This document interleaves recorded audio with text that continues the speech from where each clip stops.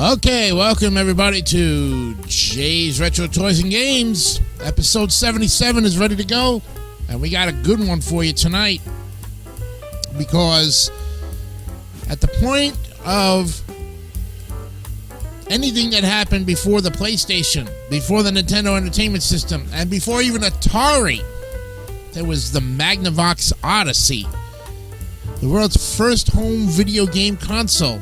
A device that changed entertainment forever, even if few people knew it at the time.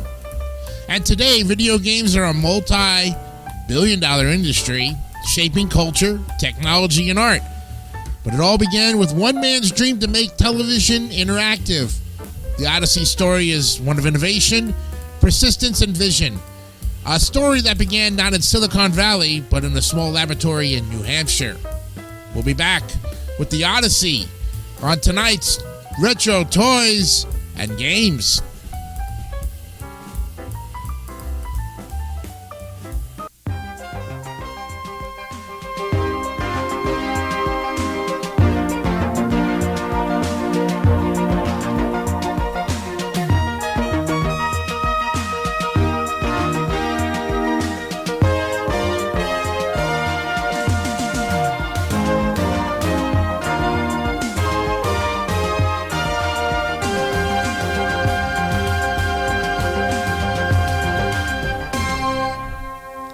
Welcome everybody to Retro Toys and Games.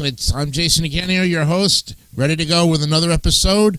And this is episode 77 on this October 14th, 2025. The Magnavox Odyssey. The year was 1966. And Ralph H. Baer, a German-born engineer working for Sanders Associates, was tasked with developing military electronics. But Baer's mind was elsewhere. He had an idea that had been lingering since the 1950s. What if television could be more than just a passive experience? What if people could interact with it?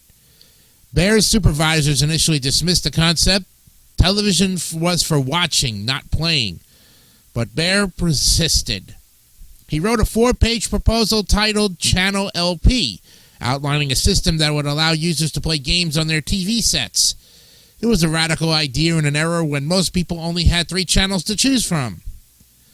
Baer assembled a small team, technician Bill Harrison and engineer Bill Rush. Together they began experimenting with circuits that could generate simple shapes on a TV screen. Their first success came when they managed to display 2 white squares that could move independently.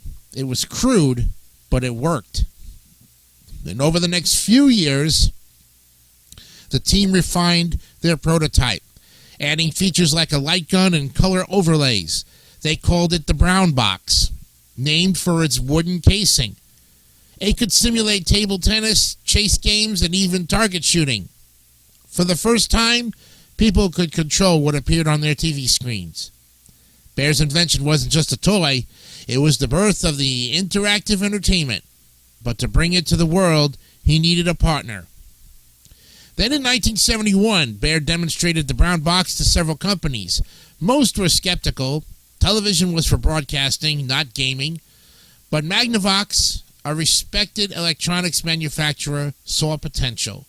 They agreed to license the technology and began developing a consumer version. The result was the Magnavox Odyssey, released in 1972. Sleek, white, and futuristic. It came packaged with 2 controllers, a set of game cards, dice, score sheets, and colorful plastic overlays that players would tape to their TV screens. These overlays added color and context to the otherwise black and white visuals. The Odyssey wasn't just a console. It was an entire gaming system. It included 12 games, ranging from table tennis and hockey to haunted houses and roulette.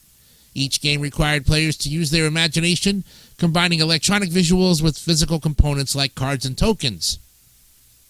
Magnavox marketed the Odyssey as the electronic game of the future, and demonstrations were held in Magnavox stores across the country. But the concept was so new that many people didn't understand it.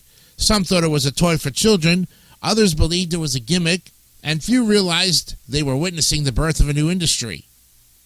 The Magnavox Odyssey was a technological marvel for its time, and unlike later consoles, It didn't use a microprocessor. Instead, it relied on an analog circuitry, a network of transistors, resistors, and diodes to generate simple shapes on the screen. Each game was stored on a printed circuit board that reconfigured the console's internal wiring. These game cards didn't contain data like modern cartridges. They simply changed how the Odyssey circuits interacted. It was a clever, cost-effective solution that allowed for multiple games without complex programming. The controllers were equally innovative. Each featured 3 knobs, 2 for horizontal and vertical movement, and 1 for adjusting the ball's trajectory in certain games. The Odyssey even included one of the first ever light guns, the shooting gallery rifle, which could detect light from the TV screen. Despite its simplicity, the Odyssey offered a surprisingly diverse range of experiences. Players could compete in sports, explore haunted mansions, or test their luck in casino-style games. It was a system that encouraged creativity and imagination, a far cry from the hyper-realistic graphics of today. But for all its innovation, the Odyssey faced a major challenge, convincing the public that it was worth buying. Magnavox launched the Odyssey with high hopes.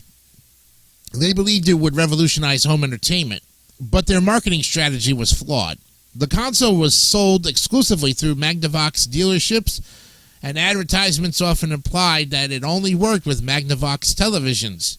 This misunderstanding spread quickly, and many consumers who own other TV brands assumed the Odyssey wouldn't work for them. As a result, sales were far lower than expected.